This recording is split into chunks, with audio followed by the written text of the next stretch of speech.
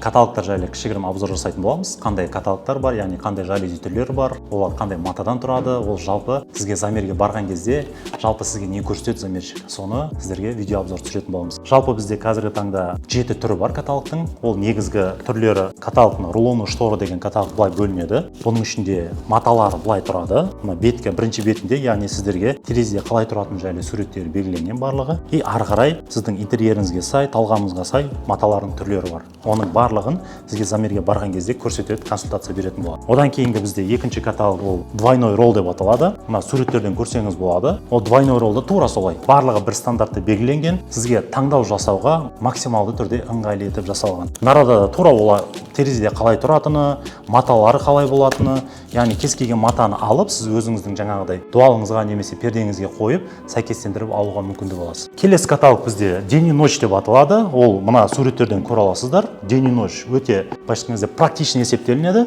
Бұнда тура солай каталогы, бұлардың маталары сол. Яғни сізге замерге барған пайдасы не? Өйткені мына жақта телефоннан көргеннен гөрі барып өзіңіз көрген бәрібір разница береді. Сондықтан да замерге жазылу өте маңызды. И тағы да басқа каталог түрлері бар. Ол дикей тюль, яғни мынарада бізде деревянный деп аталады, жалюзилер. Бұның барлығы сізде замер барысында көрсететін болады. И алдағы уақытта сіздерге толық осы каталогтардың әрбіреуі жайлы обзор түсіріп жіберетін боламыз. Сондықтан да бізбен бірге болыңыздар. Форум жайлылық терезеден басталады.